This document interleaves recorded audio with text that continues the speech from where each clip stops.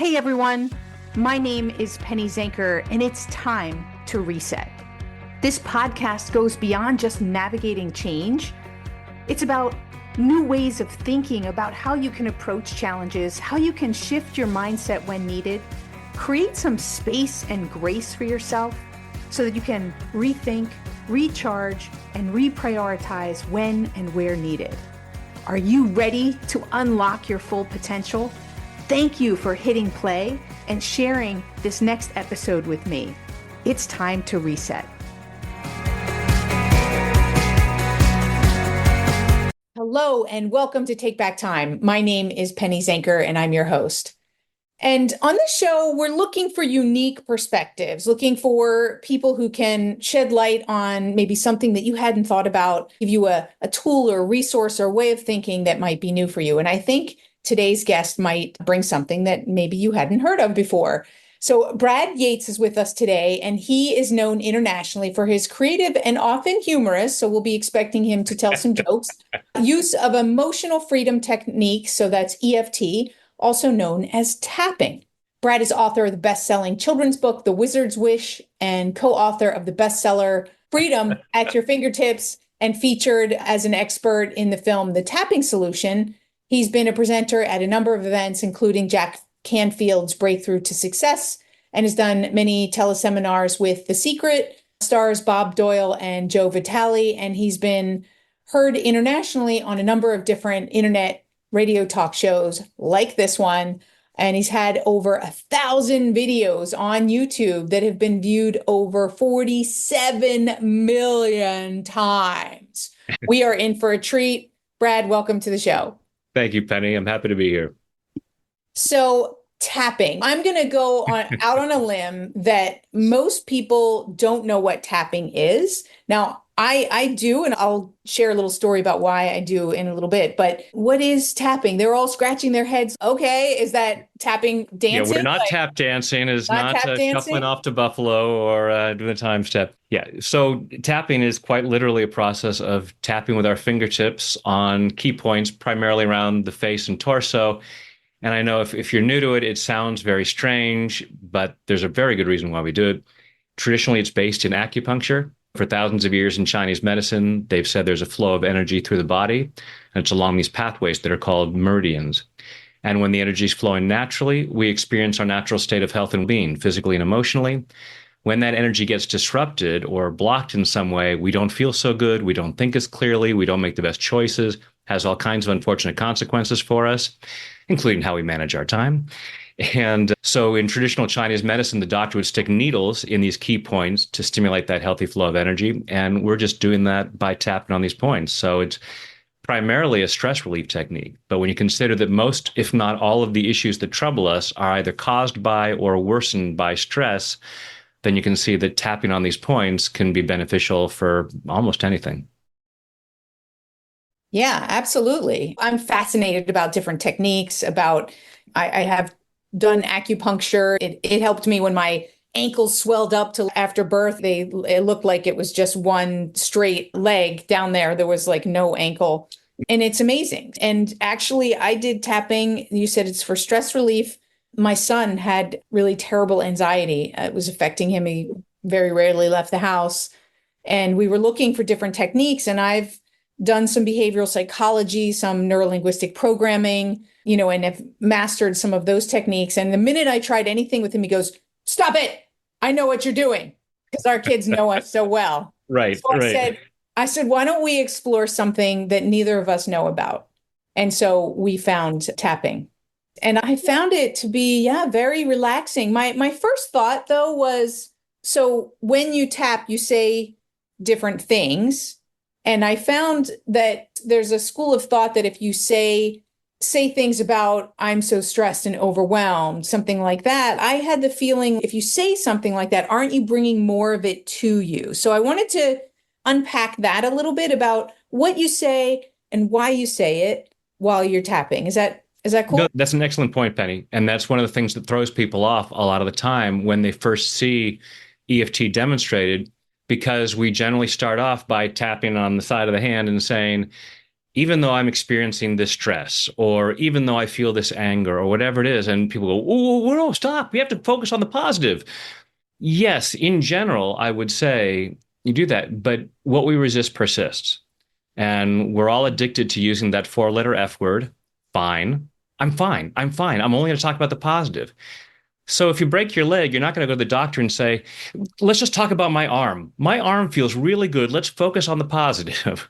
Right. So we have to address it. But it's not a matter of just sitting and commiserating over and going, oh, my leg is broken. Okay, I want to identify what's there so that I can deal with it. And that's what we're doing. So as we're tapping, we're processing that stuck emotion. And so we focus on what feels unpleasant just so that we're looking at it. If you are cleaning your carpet because you spilled some dirt on your carpet, you want to be able to focus where the dirt is, as opposed to just randomly walking all over the place and maybe missing where it's at. So that's why we do it with the words. Yeah, I wouldn't say focus on saying negative things in general, but while we're tapping, we're processing that so that those words no longer bother us. So if we're saying, I'm stressed about this report that's due next week, and okay, I'm going to say those words, but I'm going to do it while I'm tapping, then that stress about that report goes away. And I can get to a place, oh yeah, I've got that report. I'm going to focus on it, make much better use of my time, because I'm wasting my time if I'm just getting upset about it and then refusing to look at it. Yeah, so as long as we're doing the clearing process, then it's okay, and it's beneficial to be addressing all aspects. Yeah, that makes sense to me, right? It's helping you to process, you're accepting it, you're naming it, you're allowing it to pass through. So that totally makes sense to me. You had said maybe we could do something on the show and you'll walk us through it. So maybe now's a good time to just see what that kind of feels, experience it. Absolutely, I'd love to. So what we generally do is we look at what might be troubling us. So we can stick with the theme of taking back time. And if we have worried, the concern that I don't have enough time is one of the things that bothers us. So we may be looking at something that we have to get done. I don't have time. So I would then look at, okay, this feeling that I don't have time on a scale of 0 to 10, how troublesome is that? And it may be, oh, it's an 8. It really is like an overwhelming thought for me. And I try to identify also how I physically experience that.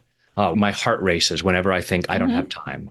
So we would take the fingertips of our index and middle finger, and the meridians run up and down both sides of the body, so you can tap with either hand on either side. For the sake of demonstration, I'll say, take your dominant hand and gently tap on the opposite hand, right on the side of your hands. For those of you who can't see, it's right between your wrist and your pinky. And you just gently tap there, and we'd say, even though I don't have time, I choose to love and accept myself. And then we'd say that 3 times, because we just want to be able to say, all right, I'm acknowledging this issue rather than trying to run away from it. Then we'll go through these 8 points. We start with the right at the beginning of your eyebrow and just gently tapping right near the center of your face. And we'd say, I don't have time, or whatever the issue is, this stress, this anger at Bob, whatever it might be that's bothering us. So we'd repeat that there. And we're generally tapping these points between 5 and 10 times. But don't need to keep count. It's just a general idea. Okay. So we'd say, I don't have time. Follow your eyebrow out to the corner of your eye. We gently tap there, this feeling that I don't have time. Then right under the middle of your eye, just above your cheek, this fear that I don't have time. Then right under your nose, just above your upper lip, I don't have time. Right under your lower lip, just above your chin, I don't have time. Now, right where your collarbones just about come together, there's a little bit of a U shape at the base of your throat. And just go ahead and tap with all the fingertips, or even make a fist and tap over that whole area. I don't have time. The next point is about 4 inches below your armpits. That's right about bra strap level. And even the guys listening can figure out where that is. I don't have time. And then finally, the top of your head. And so using all of your fingertips, just tapping around the crown of your head. I don't have time. And then you take a deep breath. And then you check in again and say, I don't have time. And notice how stressful that feels. And for some people, it'll go from an 8 to a 0 like that. Doesn't usually happen that fast. It's possible, but more often it'll be a more gradual thing. And it may go from an 8 to a 7.75. It's a little bit of relief. But what often happens is it's like peeling the layers of the onion. So I might be tapping along and saying, I don't have time. I don't have time. Oh my goodness. I totally remember when I was in the third grade and there was this test and everybody else was finishing the test and I didn't have enough time to finish it and I got a bad grade. And I've always, and now we've identified something that we've been hanging on to in our bodies for decades. And we can start to release that. We can focus then on, even though I got that bad grade because I ran out of time, and we can start to clear out all of that stuff, and it just creates this greater freedom in our body. Wow, that's fantastic. And I could feel it. Like anybody who was following along, you could probably feel it because it does. Yeah, it's It amazing how it downregulates works. stress, and most of us have more stress than we recognize. Oh, Far absolutely, more than right? we. Because we're convincing ourselves that we're fine Yes. when stress compounds. And so even unless you're doing something to release it, and this is a great release mechanism, and it doesn't take long. What do we do that in? 60 seconds, right? Very You quick. can This is quickly. energy hygiene. This is why I say tap on a daily basis. You brush your teeth every day. You take a shower every day. You don't wait until people are holding their nose around you and say, "Oh, that's right, I haven't bathed in a while." But with stress, most of us don't have any kind of daily routine, or we might have a routine that is not healthy. Oh, yeah, stress. I just smoke and drink. That's how I deal with it. It's fine. It works It works. until it doesn't, right? And I love exactly. that expression, energy hygiene. So in my first book, The Productivity Zone, I talked about energy management as, Excellent. the key to Yes. us managing our time because it's how we show up for our time. And I Excellent, love Penny. that energy hygiene because that Yeah. brings it to a whole, I like it so much better than management, right? Because yeah, it's just a great word, right? For staying on top of something that is important to our health Yeah. and Well, although well-being. I actually like energy maintenance as well, because it's just with our physical hygiene, it's also physical our hygiene maintenance that we do. It's like whether I don't wait until I know that I need to brush my teeth or take a shower. And yeah, tapping is a great way to help with that energy maintenance, which then leads to time maintenance because we're then able to focus. We're not able to focus because our minds are on so many different things. Like if I could let the go of the stress of those things, I could be right here, right now, and be at my absolute most effective. Is that, do you recommend that's part of what you say when you're tapping? Is that if I could be right here, right now, I would be most effective?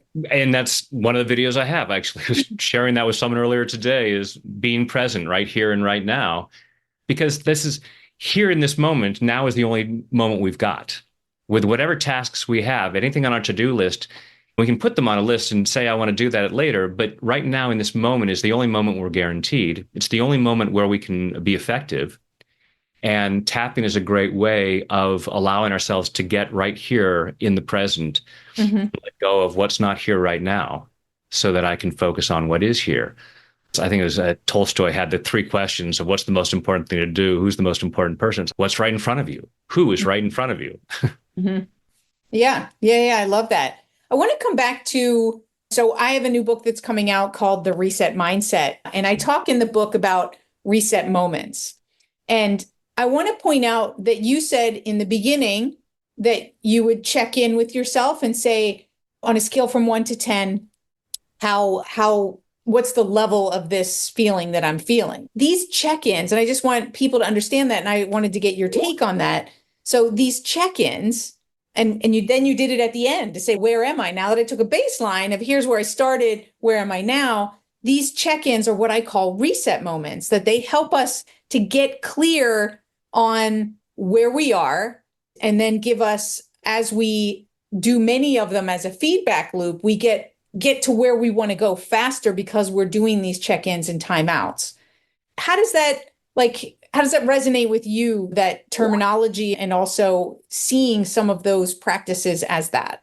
Yeah, no, that makes excellent sense, Penny, because what gets measured can be dealt with. And so if we don't check in with how am I doing, if we're trying to get anywhere and we're driving to the grocery store, it's okay, how do I know if I'm getting there? And otherwise, we can waste a lot of time. And it brings us back to refocusing on what it is. Tapping on its own will be a great stress relief. You don't need to say any words. We use Mm. the words so that we stay on topic. So Mm. that if I want to deal with this fear about this report that's due next week, and if I'm just randomly tapping, I might shiny object over here catches my eye, and I might be thinking of something else. And it's still good. The tapping I'm doing is still going to downregulate the stress. I'm still going to be getting healthier, even if I'm not aware of it. You mentioned that you felt better after the tapping. Some people might say, I don't know that I noticed any difference, but it's like taking a vitamin. You may not notice the difference right away, but it is having an effect. I say that Hmm. tapping is sometimes like a vitamin and sometimes it's like a painkiller, where we notice the effect right away. So, but being using those words helps us to stay on focus, and then the check-in or the reset is looking at, okay, how am I doing? Am I on track? And now do I need to refocus on something else? Okay, I cleared this fear about the time, and now I'm more aware of the bad grade that I got in the third grade. And so I can reset what I'm working on. And then that creates a reset for us in terms of our productivity and effectiveness. Absolutely. For people listening, come back to that rating because I use that in so many different areas of my life to help to rate things that so when my son did have this anxiety, it was a way for us to communicate that he would say, I'm feeling this anxiety. So I could say, okay, where are you on a scale from one to Yeah, 10? So that I knew in what place he was at. And then if he would say it's a 6, then okay, then I know that he's not as bad when how to handle him and how to support him and all of that kind of thing by getting that figure. And even though one would say that's not accurate, it's good enough. And I think right. that's what's important is that people understand. Yeah. Do you It's use that general. in? And Go with ahead. children, and I don't know how old your son was when he was going through this, with younger children, because the 0 to 10 can be a little bit too hard to grasp. So we'll say, okay, put your hands together, and that's a Hmm. 0, and you stretch your arms all the way out, and that's a 10. How big is this feeling? Is it Hmm. this big or is it just a little bit? And then sometimes for, especially for younger kids, that's a little bit easier for them to say, okay, here's where it's at. And so we can see, okay, we're getting some progress here, or we may be way off track and we may need to look at something else to find out what's going on there. Yeah, absolutely. That's a great point. He was 12 at that time, so he was okay with the numbers, but that's a great, so many great ways to get to an answer. And I think that's one of the things I learned in neurolinguistic programming was is to be flexible, right? Is to find different ways to approach something and get that answer. If one way you ask doesn't work, then find another way to ask that might just not be something that they resonate with, like you said, or it's easier to do it with their hands versus their words. There's no one right way for there's 8 billion people on this planet. It's okay. Some people are going to, so people are always asking me, should I stick with watching one of your videos for a week or should I switch back and forth between others? I said, experiment and find what works for you. I can't say, no, here's the one way that's going to work for everybody. Yeah, totally. So, Brad, how did you like come upon tapping? Like, How does a grown man find himself tapping on his face for a living? yeah. So I started as an actor, actually, and had traveled the world doing theater, went to Hollywood to be a movie star, as one does. And while I was there, I met a woman, fell in love, and got married. And when our first child was on the way, I thought, I might need a second career to help support this family. I'd played a doctor on TV, but not enough to support a family yet. So I had always been fascinated by the power of the mind and saw an ad for hypnotherapy school Hmm. and learned hypnotherapy, a little bit of NLP in there, and started doing that. And after a couple of years, when our second child was on the way, I thought, okay, I love acting, but this is what I'm here for. This is my Powerful, calling. right? Yeah. And through some other hypnotherapists, I heard about this tapping work. And sometimes when people are introduced to tapping, it looks a little strange and they're like, ah, no. As an actor, one of the things I had done was I had gone to Ringling Brothers Clown College. By the time I learned tapping, that wasn't the strangest thing I'd ever done. So a little Right. more open minded than some. And one of the things we did was we tapped on chocolate cravings. And I had, on a scale of 0 to 10, I wanted the piece of candy that we were given. I had an 8. And after a few minutes of tapping, I could not eat it. And I didn't eat chocolate for 2 years after that. Oh, wow. I That's recovered. powerful. Yeah, I got better, but I could see that there was something to this. So I started little by little introducing it into my hypnotherapy sessions until little by little it became my main modality. Wow, that's awesome. Don't you love it when it just takes a hold of you, right? It's somehow by serendipity, it was something that you found, and then it just was clearly meant to be. Yeah. Was I think it was maybe Earl Nightingale who said this is the oh no, it was George Bernard Shaw saying the great joy in life is being used for something that feels that powerful. Yeah, yeah, absolutely. That's great. So let me ask you before we wrap up today's session. So, I feel like I've been de-stressed, right? So I mentioned earlier, I was going to ask you a little bit about, I know you don't know anything about the reset mindset other than the reset moment. yeah. How would you define that word, reset mindset, or those words, if based on your experience and where you come from, how would you define that? I love the expression in terms of this mindset that we can reset because so many people are in a stuck mindset of this is the way it is the way it's always going to be. I can't get better at anything. I'm not going to be able to do any better. So having that mindset that I can do a reset and I can change things and then using that the mindset that I will use that as a tool for benchmarking where I'm at and getting better. And for me, using tapping is just a great tool for that because when we try to make changes, part of our mind perceives that as a threat. It's like, yeah, my life might be crap, but it's my crap. I know where it goes. I've dealt with it yesterday, so I'm pretty confident I can deal with it today. Something new is uncomfortable. And when we face something that feels threatening, we go into fight or flight. It may be very subtle. We may be saying, I'm fine, and we convince ourselves we're fine, but we're making poor choices and we're moving away from what we said we wanted to go towards. We might even talk about, oh, I'm going to reset, but it's no, I'm staying the course Mm, because I have this stress response going on inside my body. It's like an electric fence around our comfort zone. And if I start to get close to it, I get a sense of, no, I'm going to need to back off from that. And the tapping calms down that stress. It's like cutting the wires to the electric fence. So I can now start moving towards that change and say, oh, I'm okay. I'm okay. And it allows us then to keep moving forward and expanding that comfort zone. yeah, I like that analogy of the electric fence. That's cool. And you mentioned, and it's so true that often we'll say, okay, New Year's resolution is a great example. I'm going to reset, right? Yeah. I'm going to join that gym and I even take action and I go that first time, but we're not really in that mindset. We can use the words without following through with the practice or being in the mindset. So the words don't equal the mindset.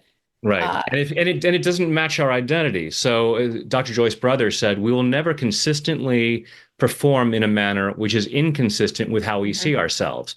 So mhm. if I see myself as out of shape and a couch potato or whatever it is, I can say till the cows come home, New Year's Day, I'm changing everything. I'm going to the gym. I'm going to stop eating sugar, but it's not consistent with who I am. But identity is another one of those comfort zones that has an electric fence around it. And Yes. tapping again is a great way of cutting them going, who I am. For those of you who are listening to this, you can't see behind me is a picture of Michelangelo's David. I have Davids everywhere. Well, it was always my favorite piece of art, but then it hit me. This is a great metaphor because Michelangelo said the statue's already there, perfect inside the marble. And all I have Mm, to do is chip away what doesn't belong to reveal the masterpiece inside. To me, that's the same thing we're doing with EFT. The best version of ourselves is already in there. That version of ourselves that can do those things we resolve to do on New Year's Day. But we have all these old beliefs about why that's not us, all these fears about the changes that would mean, the jealousy of our friends who might not like us getting better.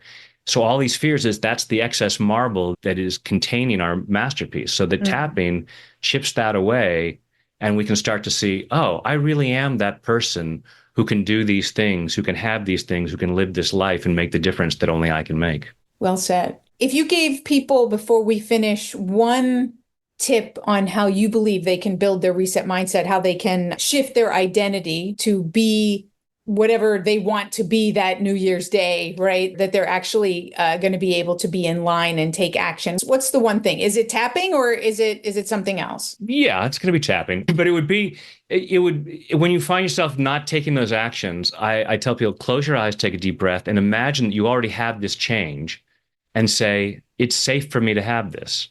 And rate that on a scale of 0 to 10. And then when people say, oh, it's a 10, I say BS. Because the extent to which we don't have what we say we want tends to Mm, be the extent to which we are resisting it.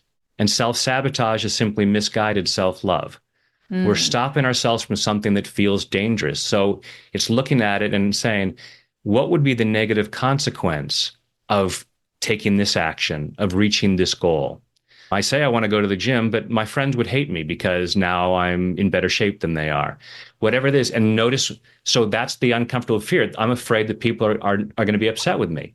And then you start tapping. All this fear that people are going to be upset with me, and clear that stress and go, that's on them. If they're upset with me, I'd rather be a role model for them and say, hey, rather than both of us being unhappy, I'm going to go to a place that's happier and healthier, and I'm going to encourage you to come with me, because us both being stuck doesn't help either of us. Absolutely. So, yeah, figure out what stops you. What's the resistance? And then clear that with tapping and live the life you can. So many gold nuggets here in this show. So thank you so much for being here. Where can people find more information about you and those videos you were talking about? Yeah, thanks, Benny. The easiest is to go to my website, tapwithbrad.com. And if you go there, there's a free 5-day program called Success Beyond Belief that helps you clear blocks to success. And so that's a video program. And then on there are links to all kinds of different resources, including how to search my YouTube videos by topic. Fantastic. Thank you so much for being here. Oh, my pleasure, Penny. Thank you for having me on. And thank you all for being here. See, this is probably a topic you'd never heard of before, and I promise you that this is going to make a huge difference in your life with just the gold nuggets that you heard here today. Even just to recap, the one thing, self-sabotage is just a misguided self-love. Whoa, boom, drop the mic. So thank you all for being here. My name is Penny Zenker, and this is Take Back Time. We'll see you in the next episode. Hey, thank you for spending this time with me. It really means a lot. If you're feeling a little off, distracted, overwhelmed, stuck, or just out of sync, remember that's your signal to reset. And that's all it takes, just recognizing one reset moment at a time. So stay tuned for more tips, tools, tricks, stories, strategies, all here on Time to Reset. We'll see you in the next episode.